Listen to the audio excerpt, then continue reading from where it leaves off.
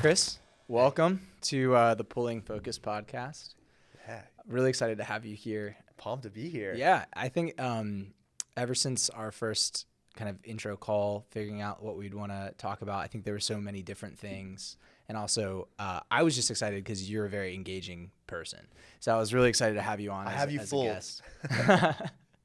So I think to start, typically what everyone's done is just given a brief intro about themselves and what role they're in right now, a little bit about maybe how they got there. So let's start with some of the interest stuff, and then we can dive in a little bit more. Sure. So, I think I have a little bit of an interesting story in that when I was graduating from college, I actually was pre-med. And so I was going to go the route of, being a physician, and had this epiphany experience at one point where I was asked by the dean of admissions at UNC, and he was a neighbor of mine when I was living in Chapel Hill. And he goes, Chris, if you just retake organic chemistry and get an A, you'll be a shoo-in next year. Yeah. And at this moment, I was like, wow, I do not want to go to medical school enough to retake organic chemistry. And it was kind of an oh shit moment for me where I had to, go back and think about my whole career path, and eventually found myself in startups and have really spent the past, 10 to 12 years of my career helping startups build and grow their business development, sales, and, marketing teams. Mm-hmm. So that's what I've been up to, recently. And now I'm consulting. Yeah. And so how long have you been in the area, in the Triangle area? It seems like you've been here for a while. Yeah. I grew up here. So, I think I've been in the Triangle since I was 2 years old. So I technically call, I'm from here at this point. And, I've been in the startup scene for, probably 10 to 12 years of that, just coming out of college, back when it was just a tiny thing. And there was not much going on in Raleigh or Durham from a startup perspective. And I think it was the Downtown Raleigh Alliance or something like that. And Derek Miner, if you've ever met him, he's a great guy. He was really building the community, and I found myself in it when I had started a startup there. So yeah, that's exciting. I mean, I still meet people who are native to the area. I'm not. I've been here for 5 years. So I am kind of used to, it's a natural part of Raleigh, Durham, the startup community and just all the things that are beginning here and growing. And right now it just seems like that is a really, really prevalent thing. But huge. How have you seen the area change, and how has that been exciting for you, especially being a part of the startup community? Yeah. And I'd love to hear what you've noticed, the difference being, coming from DC to here, if you were involved in that community there. But, back in the day, Raleigh, Fayetteville Street, where all those great businesses and companies are, was, Walking Mall was closed off, right? There's no traffic. It was super desolate. And over time, you keep seeing Raleigh get listed as one of the best places to live and work, and that really caught fire. And what I think is super cool about this place is the amount of people here who are just super interesting, artistic, really well educated, working on different things.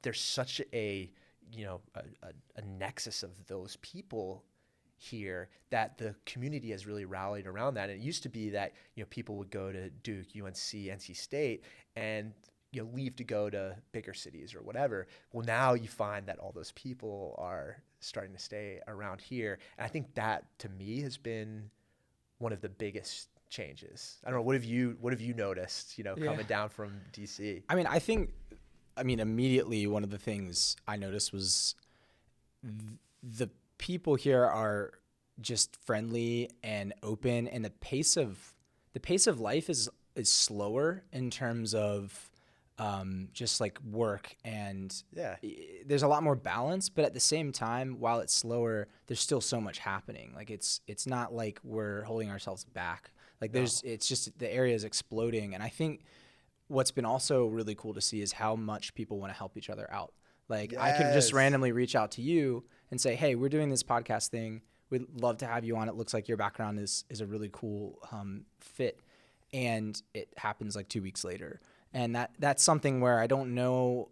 Well, one, I think in a big city like DC, it might be harder to identify some of those people just because of how many people there are and how many big companies. Right. But yeah, I mean, that's been exciting to see for sure. It's super exciting. I mean, that totally resonates with me because as I've networked, somebody was talking at the Raleigh-Durham Startup Week at one point, and they were saying, if there's what makes this community unique is that you have a need, you want to talk to somebody, they're there. They're there to talk to you. And you just get an introduction, and like you said, a couple of weeks later, you're meeting with them, and you can imagine how impactful that is just from a business perspective, because there's people who have started amazing companies here, right? Like Epic Games, and you've got ShareFile acquired by Citrix with Jesse here. And you've got all these people with really great contacts and great backgrounds, and to know that they're like one intro away, and that they're willing to help and talk to you is an amazing thing that I don't think you find everywhere. Yeah, I agree. And I think the feel of the city still feels like a small city, and there's lots of people here, but everything feels very accessible. Super accessible, yeah. So to back up, let's talk a little bit about your experience with ShareFile and AdWorks and just some of the previous experiences you've had. You mentioned before we started recording, you've had to hire a lot of people. Yes. So I'd love to kind of dig into your experience and then talk a little bit about hiring. And I'm interested to hear what you'd have to say. We had a previous guest, John, who his whole startup is focused on like career planning. And we talked a little bit about he actually gave some advice to recruiters, which was really interesting. Oh, that's really interesting. Yeah. So let's talk a little bit about your experience and dive into that. So, quick background on the story, and then let's get into the exciting stuff, which is like, hiring people and what that's like and managing people. I mean, it's crazy, right? Being a part of that, both being managed and managing. So, I was a part of this story with Jesse Lipson and ShareFile, and I came in probably about 3 to 4 months just after they were acquired, and was in one of the original offices, which was like 4140 behind Crabtree Mall. And this, I probably came in, I was maybe like the 76th employee, so it was, getting ready to take off. And all of a sudden, every year we were moving to a bigger and bigger and bigger office. Yeah. Okay.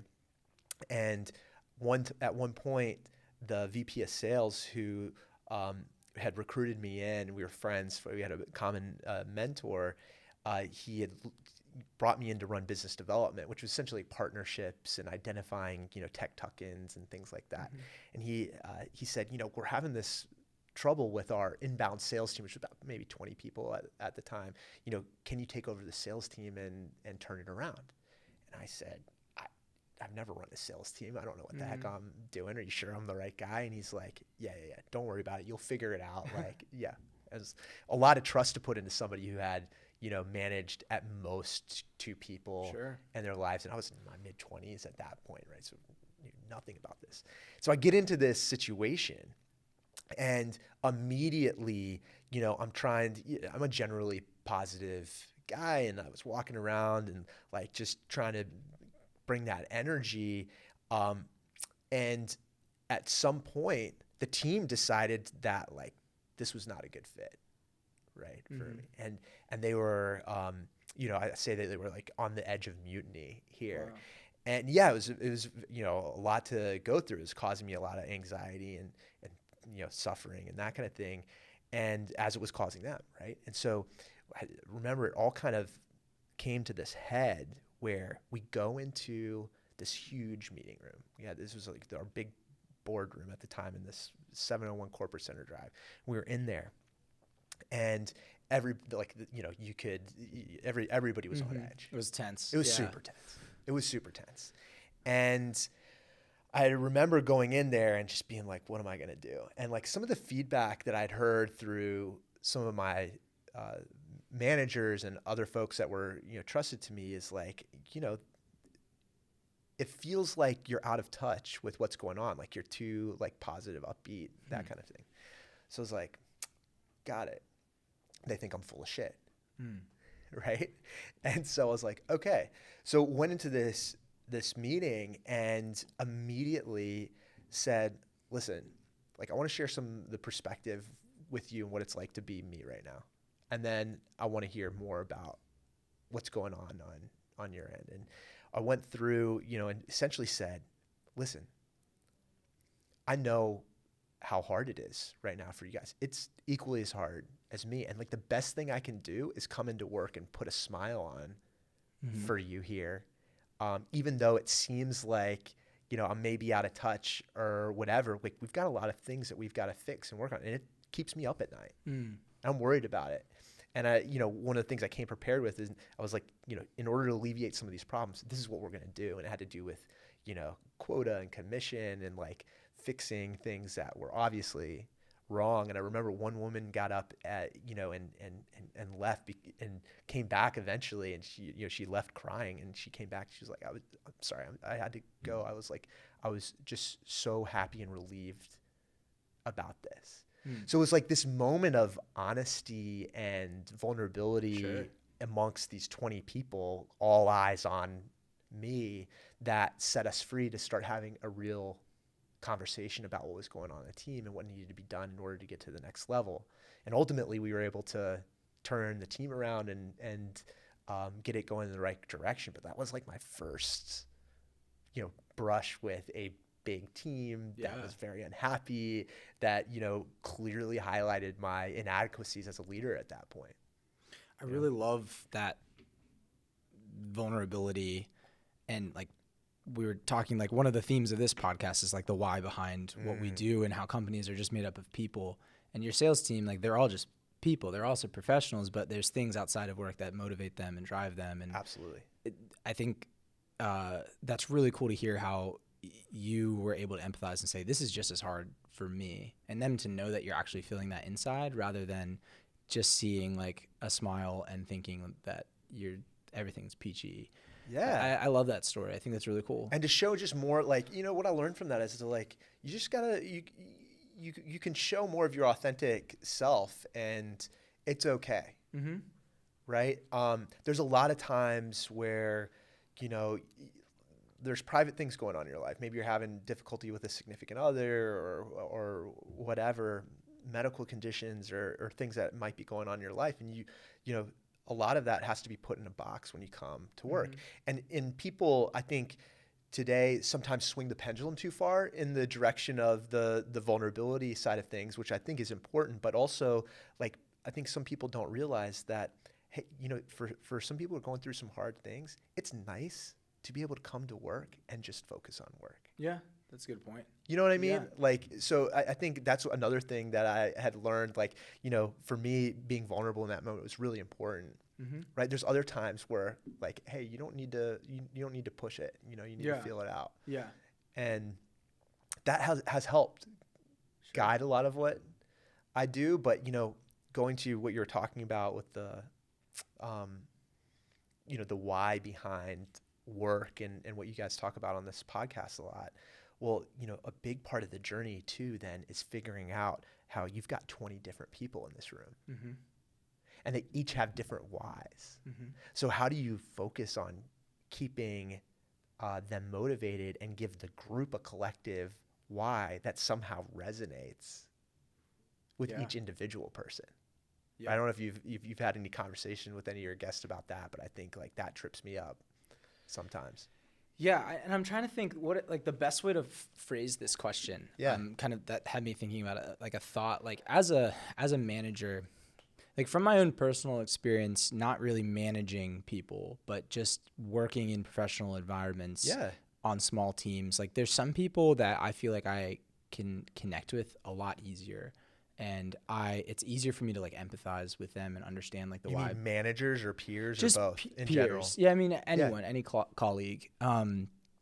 It's easier to like connect with certain people and understand their why if they told me. Yeah. As a manager and like you were managing 20 people, like how were you able to kind of connect with each of them and understand, like, what if one of their whys was like only financial, Yeah. and one was like very like purpose driven, and Absolutely. like, how are you balancing that? Does that make sense, that question? It totally makes sense, right? Yeah. It's like, the question to me is, how are you identifying this and then like finding common ground with each person that you're working with? Because the first part of your question is like, you've got to identify what their why is. So you and I are sitting together here, and my job as a manager, I believe this, is to first listen, ask questions. Like, this is your time. This is our one-on-one now, right? And you and I have something to accomplish. The first thing I always ask my teams when I'm onboarding them is, why are you here? Why are you doing this? What's your purpose here? Like, just directly asking people why they're here. Some people know, some people don't, right? Some people are ready to have that conversation. Some people aren't. And so the first part was like asking and figuring that out.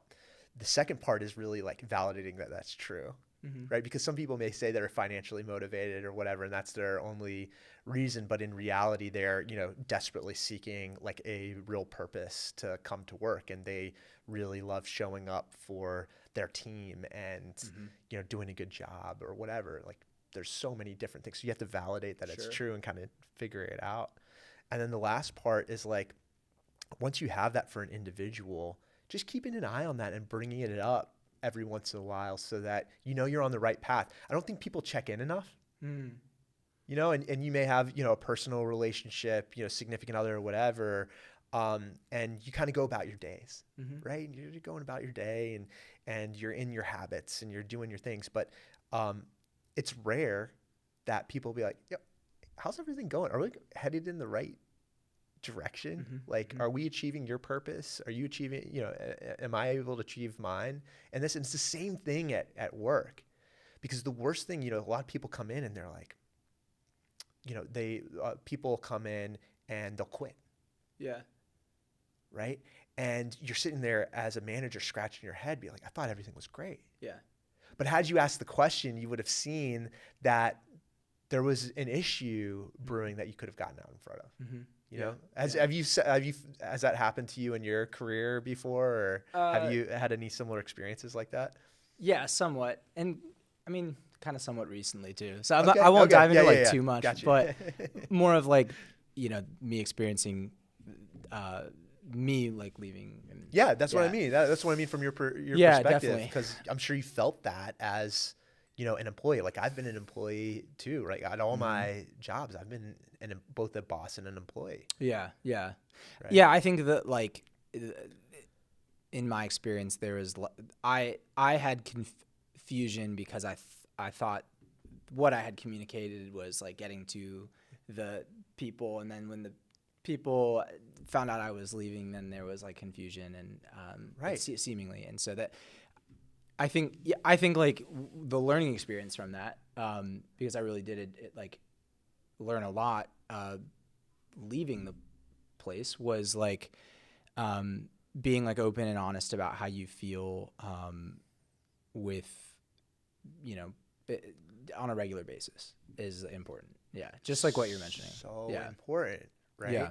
Because one of the things I would always tell my team is, if I don't know you're going through something, I can't help you. Yeah. And that's for positive and negative things. Okay. So a lot of people are uncomfortable, talking about all the great things they're doing because they feel like it's bragging, and they're humble, and like they don't want to, talk about themselves too much. Yeah. But on the flip side of that, like, if I'm managing and I have a team of 20 different people, if you're not speaking up and saying like, hey, this really great thing happened, it's going to be hard for me to just like happen upon it accidentally on myself. So it goes both ways. So, one thing that I think managers can do with their teams is to go through and say, hey, what went really well this week? What went really well this week? And on the flip side, what are you struggling with? Yeah. Are we meeting your goals? Yeah. Is there anything I can do to help alleviate that pain? And that gives you a lot of nuggets as a manager and as a direct report or whatever, as an employee of that person. So Yeah, Yeah, I think there's a lot of opportunity there. definitely. Yeah, I think this is like good stuff for people to hear, both on the like person being managed and the person who is doing the managing. I think in my experience as an employee, like it's just as important for me to know how the manager is feeling, and Sure. understanding that they're having a difficult time. Like there's empathy that can happen. And I love that point. So one thing I'm working on right now as a part of my consulting is some leadership consulting and some sales consulting. And part of it is this paradigm that I've been working with, that I've been marinating on a while. And it has to do with, an empathic sales process or an empathic leadership process. And what does that look like? Like when it's just you and I sitting here, a lot of times people are solely focused in one direction, meaning I need you to do something and you're not doing it, and I need to try to figure out how to convince you to do it. And vice versa. Like me as your manager, you need something from me and you're trying to convince me that. And you're not keeping both people at tension in your mind from an empathy perspective. Because here's the thing. I deserve empathy and you deserve empathy. And if we're going to make and pick the right decision as a way to move forward, we have to actually rise above that and decide in that moment what the right path is. And have you ever read Never Split the Difference by Chris Voss? I've watched his master class. Okay, awesome. Yeah, that guy's the man. He's so cool, right? Like, super cool. Super cool. And what's great about him is just all the attention he puts on voice and inflection and the way that you say things and all that kind of stuff really matters. The order of words and phrasing. My God, right? Like all this kind of NLP, neuro-linguistic programming stuff and psychology, like super important. And for those watching, he was a hostage negotiator, yes, right? And FBI. FBI hostage negotiator. He's a super interesting guy. One of the stories that he tells in that book is, the title of the book is Never Split the Difference. Okay. And it calls into question, is it always good to compromise? Okay. So we're talking about the empathy between, employee and manager, right? Is it always good to compromise? And he brings up the question where a couple is getting ready to go to an event and the gentleman wants to wear black shoes and a significant other wants him to wear brown shoes. Okay. Now, is the correct thing there to compromise and wear one black shoe and one brown shoe, right? Sure. It makes it very obvious. Like nobody would ever do that, but it calls like, no, if you compromise in that situation, both people are worse off. Yeah. Nobody's going to be happy at all, right? You're just going to look weird when you walk into there. So it's the same thing with the empathy standpoint. You have to understand, you have to weigh like, okay, is it really important that my significant other, gets their way in this case? Or is it important that I get my way in this case? And sometimes there's other solutions like, I'll wear my white shoes and everybody's happy. You know what I mean? Whatever. Yeah. But sometimes there's not. And so I think, when you're sitting down and if you can both position yourselves on the same side of the table and look at the problem together and talk through in an empathetic way, then you come to the best conclusion usually. Yeah, 100%. I mean, I think like, especially in the dynamic between like a manager and an employee, like people don't necessarily like just being told what to do and how to do it. And I think also, managers also don't like just telling people what to do. I think like solving things together is a great way. So let's connect that to what you're doing right now a little bit with the consulting. I'd love to hear just the why behind why you started what you're doing now. And I know it started like relatively recently. Any cool stories that have already come out of what you've been doing? Yeah, I mean, so I started this back in October when I left my previous place of work, and I'd always been toying around with this. I've liked starting my own things in the past, and so I started getting into this consulting side of things because, I'm a startup junkie. I like different problems. I like hard problems. I like fast-paced things. And I mean, what a great way to see a bunch of different companies and problems, provide a lot of support to people who really need it. Yeah. You know, whether or not you're in a, you know, large or mid-sized company and you need to get your managers or sales team to the next level or get them to some epiphanies so they can bring in some more revenue and add to the culture. Or if it's a startup and, you know, you guys are just trying to take the next step and you're really trying to fumble around product market fit and you're trying to find it, there can be a lot of impact there from working with somebody like me who's seen a bunch of different things in large companies and small companies and who's like, in general, I'm just kind of a nerd when it comes to this stuff. I read about psychology. I love business books. I love all that stuff. And so what I'm trying to do is bring that value and experience to folks who really need it. And the different ways that I'm doing is from a leadership training perspective, right? We've talked about this, you know, just some of these ideas here, simple ideas, really important and difficult to execute sometimes. Yeah. Full funnel sales consulting in that, like, you know, you've got a funnel, right? Even here with the work that you all do in terms of video production and that sort of thing. There's people at the top of the funnel, middle of the funnel, bottom of the funnel, and all those different pieces can be optimized in such a way that you're able to provide, you know, tweaks that can make huge changes in conversion rates. And I'll give you, for instance, when I was at Citrix, we would run tests, A/B tests all the time. And we decided to run a test where we wanted to see when people were doing their Zoom demos. Yeah. If they turn on their camera while they're doing their demo, meaning like you could see the sales rep, did that impact sales at all? Well, here's the crazy thing. We did this. We did, you know, the best job we could at a A/B controlled test where, you know, when their demo was starting, we actually had software that would flash and say, turn on your camera this time or not. So we had each individual rep was their own internal control as well, right? Yeah.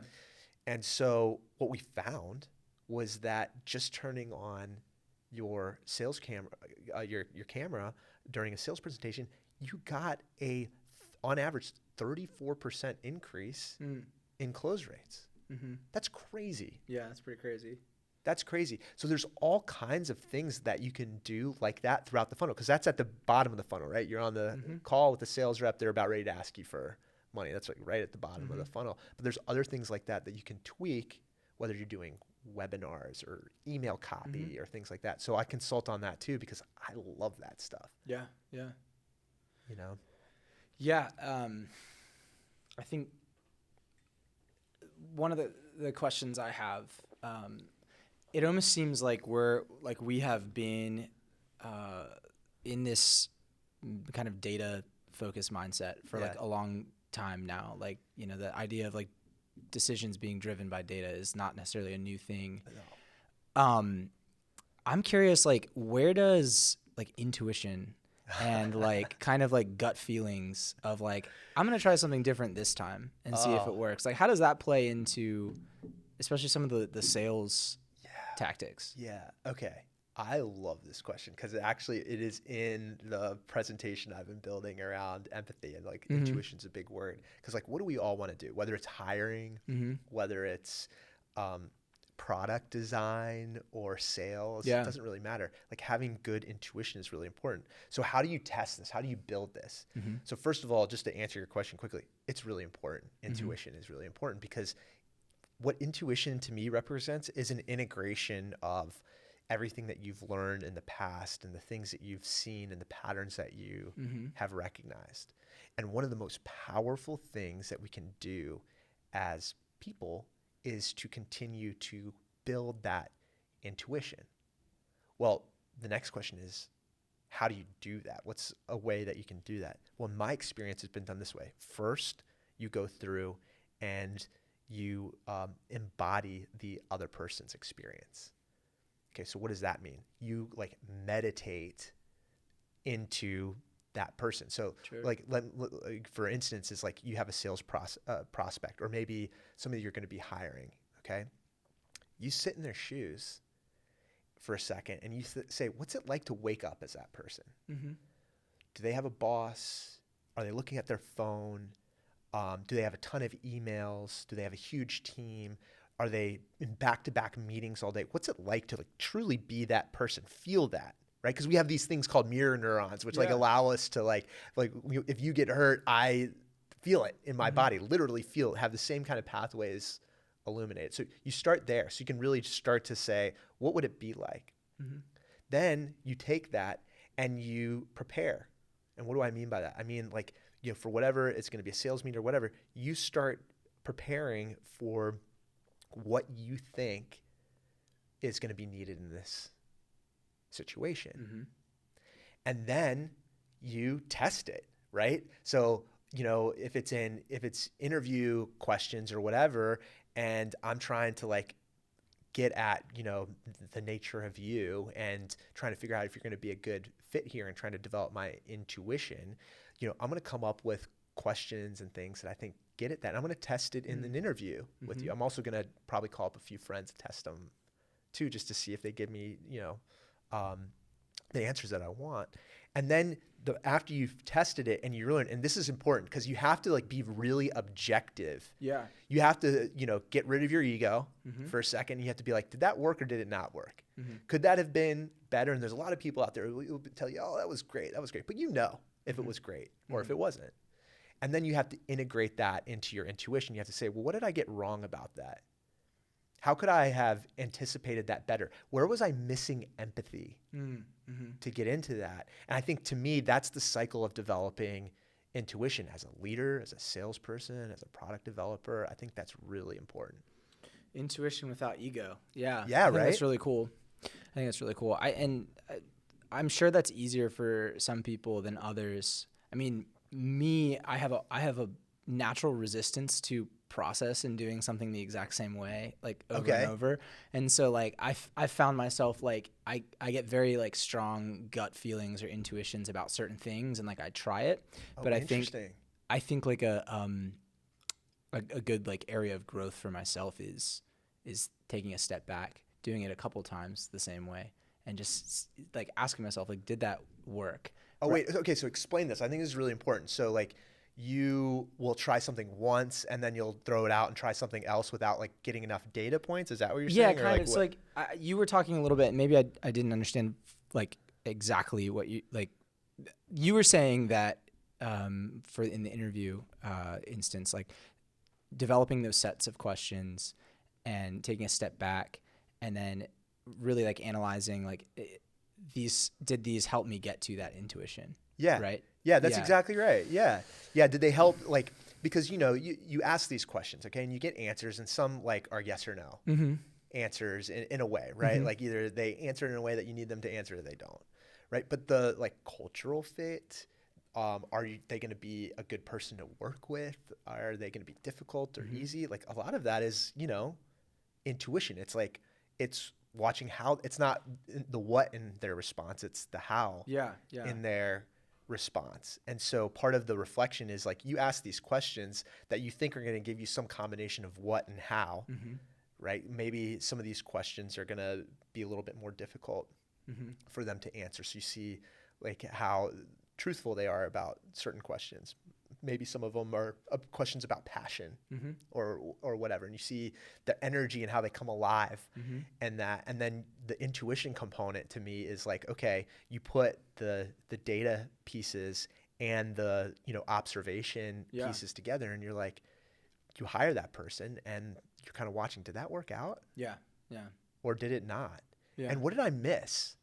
Because chances are you had a feeling about something that was said or done and you ignored it. You didn't make the unconscious conscious and you ignored it, right? So that's what I mean. And so in terms of your process, how did that apply to like what you noticed yourself doing? Yeah, it just had me thinking like I find myself like in certain instances doing a lot of like the latter half of what you were saying of like, how did I feel about this thing and kind of making those decisions? But I think combining it with some of the data points and combining like more of the structured things is like, it's a growth area for myself. Right. Like learning to prepare ahead of time. Yeah. There's two components, right? It's like everybody can realize if they did a good job or not on the back end. But the preparation part is the stuff that people don't spend a lot of time on because frankly, people don't have a lot of time. But I worked with mentors and teachers throughout my life.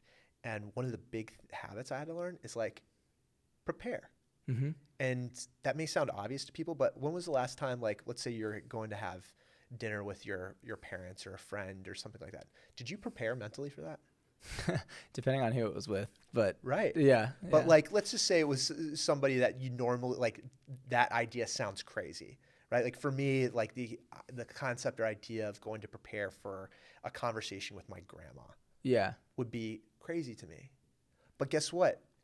I was encouraged to do that and I did. And I walked into that, situation with my grandma and I had the most amazing conversation with her about her and her past. And she shared some insights with me that she'd never shared really with other people. And I was like, wow, I just prepared a little bit for this and this happened. Yeah. So it's not just in the business setting. These things like really work in life. Kind of connects to that sort of meditating in the person's shoes a little bit too, of like, what is their experience and what is it like to be them? And that almost puts you, it almost puts you in a mindset where you're just more open to hearing from the other person rather than like you saying what you want to say. And absolutely. Like, let's talk about interviewing for a second. Okay. Cause I think this comes up a lot and there's a lot of people out of work right now who, could probably benefit from rethinking their interview process as a person who's interviewing for a job. So from a manager's perspective, a lot of people like to make the interview you're sitting across the table from me situation. And if you think about going into a boardroom, sitting across the table from somebody, it's a really like intense situation. It's a very me versus you. Yeah. And there's like a power dynamic too of like, I'm assessing you the whole time. Absolutely. Right. And do you think like, are you going to get the most truthful answers when somebody is calm and sedate, or are you going to get the most truthful answers when they're nervous and sitting on the opposite end of the table from you? Right? Probably you're going to get the best answers when they're calm.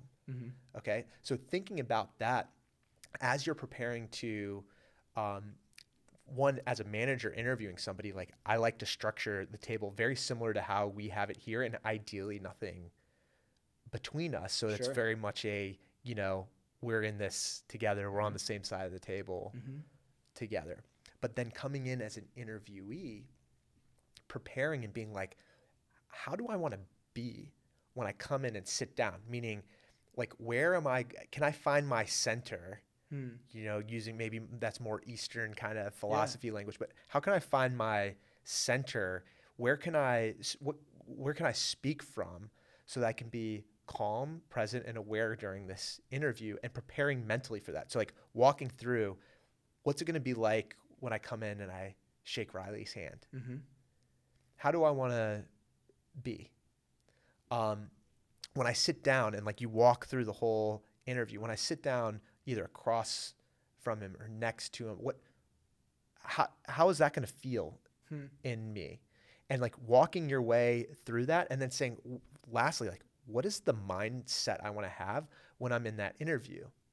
And I think one thing that most people get wrong is they're in that power dynamic. And there is a true power dynamic there, and this person has something you want. But you can't forget that you theoretically also have a skill that they want. So remember we were talking about both people deserve empathy? Both people deserve empathy. You, in this case, deserve empathy. And you need to be in this situation in such a way where you still value yourself and you're asking really good questions because you're trying to figure out, is this a good job for me?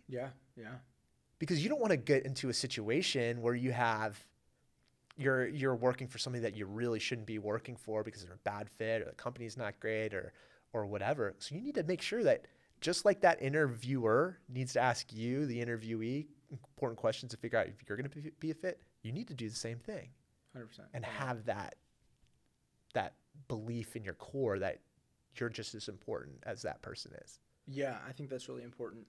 Like people people approaching it from like, is this a good fit from me? I mean, that almost, at least to me, kind of gives me this sense of confidence that like I'm worth like being interviewed, but also like I need to figure out if this is for me, and instead of just trying to impress the interviewer, it's just a more authentic. Yeah. Have you been in that situation where like, you know, you felt really intensely like you really needed it versus like coming in and be like, I don't, you know, it'd be nice, but I think about like what I did right out of school, like out of college, especially going to, like that interview was completely different from when Ryan and I talked for this position, which I don't even know if you would really call an interview. It was more like I knew him, we kind of had like a conversation, but which is the best way to find somebody.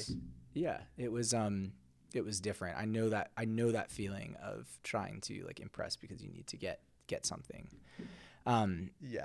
So one of the other things we mentioned, you talked about another venture you have going on right now. Yeah. I'd love to hear a little bit about that and kind of where that's headed. This one I'm super excited about, okay? Because I've teamed up with this guy who's a good friend of mine and also a professor at Duke. And he's Dr. Aaron Dinnan, okay? And he teaches both undergrad students and Fuqua business school students. And he started out by teaching a learning to fail class. So he's an entrepreneurship professor there, and he's done a lot of great work. He's got a super successful blog on Medium, which is one of the most read Medium bloggers in this space on entrepreneurship. And he then started a class called Building Global Audiences. All right. And so, yes, at Duke University, there is a course that is teaching people how to like build audiences on Instagram and TikTok and LinkedIn and wherever, right? And the thesis here is that the day of the garage startup is done. So people building a product in their garage, trying to sell it, right, and build an audience around that. That's why there's all these books, you know, like Lean Startup and things like that are trying to help you be more efficient in product design. And he is flipping that on its head, and he says, now there's this thing called the bedroom startup. Okay. Yeah. And the bedroom startup is now you've got like your webcam in your room and you can create all this content. And that actually what you should be doing is creating your audience first. Because once you have an audience that trusts you and respects you, you can build and launch as many products as you want into that audience, right? And you can get feedback quickly, and you can get a lot of people to interact with you, and they're going to be supportive of you in general. And like, you know, then you don't have to just jettison the audience each time a product fails. Okay. So he's teaching this at Duke, and he was recently covered on the Today Show about a month ago. And what was cool about that is, you know, everybody's blown away that something like this is being taught by a university professor at an institution like Duke, right? And so what's happening in the industry and what we're trying to capitalize on is there's this real need and desire for true academic rigor behind building audiences. And what is the, you know, perennial philosophy, or what's the thing that underlies all of the success that has been around since, you know, before our grandparents were born? Because before all of this, you know, TikTok, Instagram, et cetera, there was poetry, books, plays, newspapers, all that, newspapers, all that kind of great stuff. And the same principles that go in to building a global audience today were working back then. Yeah. So anyway, we're taking that. We formed a company together to take his teaching and philosophy and some of the things that I've been working on, and combining that and, you know, making this course available online to the general public to take, because there needs to be better content out there, especially in the age of AI. Right? Where it's like, you know, the definition of soulless content. And so how can we help other people get their voices out there in such a way that'll help them feel successful, and also allow them, like you can imagine, if I'm building an audience, it probably is around something that I'm interested in and I care about. Sure. Can you imagine how much happier people are going to be if they're doing things that they're actually excited about? Yeah. Yeah. So that's really what we're doing, is we're taking that, putting it online, and then, we're going to build a global community around this philosophy so that like good things happen and we start doing these things in the right way. Yeah, I really love that. I think that there's something unique in, well, one, there's so many people out there that have different approaches to building audiences and building companies, and it almost seems like there's just too many outlets for how you like should do things. But I also think it's really cool that like this is combining both like higher education and your experience with audiences and with growing things, and I'm sure that's going to be a really unique perspective. And right now, what you're saying, like especially with AI, like, and like TikTok might go away in the United States. Absolutely. Like it's just it almost seems like there's more to come in terms of the audience building, and I totally we don't even agree know with what that. it'll look like. No, we don't know. And that's why this is important. Mm-hmm. The reason that this is important is because if you understand the perennial philosophy behind all of this, it doesn't matter what platform you use. Yeah, yeah. You can use this platform, podcasting. You can use LinkedIn or TikTok or Instagram or whatever comes next. Yeah. You can use, as long as you understand the core principles behind it all. So to your point, TikTok goes away tomorrow. Well, shoot, I'm out of luck, right? And I have to figure out how to hack something together over here. Mm-hmm. Or I can, because I did such a good job of prepping that content and doing it in a way that really resonates with people following this philosophy, I can repurpose it, put it other places, YouTube, wherever I need to put it at that point. Yeah, like so taking all that valuable experience and just making the content. It's so important. And using that. Yeah, I mean that's something like a consistent kind of like skill that you can use. I think if somebody was interested in like taking this course or learning more about this, like where would they find that? Is it out yet? Yeah. So we're actually tonight, depending on how when this is launched, is the last class of the live beta test that we've been doing. So we actually got about 7 people to sign up for this course online, and we've been teaching it live. So Dr. Din and I have been going in every Wednesday night for the past 5 weeks teaching this course, and it's such a cool group of people that are in this course with us, consultants, TikTok personalities, students. It's super interesting, the group that's joined. And so we're finalizing that tonight, and over the next 2 weeks, we're going to take everything that we learned from them, all their feedback, all their great stories, and we're going to bake it into super actionable steps and chunks so that, Riley, you could go in there and you could watch a little 5-minute clip, practice that throughout the week, then watch the next one and practice that. And it's going to be about making sure that it's super actionable to everybody who takes it. So audienceaccelerationlabs.com is the place where we're hosting it now. And, it should be ready to go prime time in like the June, 2023 timeframe. That's really exciting. That's awesome. Yeah. I mean, it's fun to build something, I can tell you like genuinely enjoy that too. And I think when somebody genuinely enjoys something, it's palpable, and it's fun. Yeah. I think it's also really cool that you are also trying to enable people to talk about and make content around things that they enjoy that and they're passionate about. Right? Like, Yeah. You're like, you were telling me you're a music artist, right? Like, how did you get that music out there? What'd you do?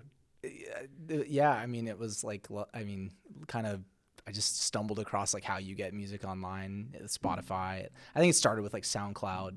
Like when I was in high school. But I saw you had like 1 million listens or something crazy for a couple of your songs. Like that's amazing. Yeah. And like you're probably passionate about that, right? Yeah. Yeah. And the lucky thing is you're passionate about it and you have a desire to learn. I'm sure you're probably going on blogs and all kinds of different things. Like, how do I get this out there, right? Yeah. Yeah. I mean, we could talk about passion and all of that for Yeah. forever. But yeah, I mean, I want to say thank you for joining the podcast. This was just a great conversation in general. For folks listening or watching, if they want to get in contact with you, I mean, they know how to find the course, but if they want to get in contact with you or kind of check out what you're doing, how should they find you? So LinkedIn is probably the best thing, Mm-hmm. you know, Chris Leithe on LinkedIn. And then I do have an Instagram because I'm going through the class right now. Yeah. Because I need to learn, right? Like I Yeah. want to learn how to all of his tips. So I'm going through and I'm practicing the concepts. And so I do have a business Instagram account, Cool. by the way. Yeah, Leithe Labs is my handle, so they can follow me there and message me there too if they need to. Awesome. Yeah, man. All right. Well, again, thank you so much. Thank you. And I'm excited to see where this all goes, and we'll definitely be watching along. Me too. All right. Can't wait.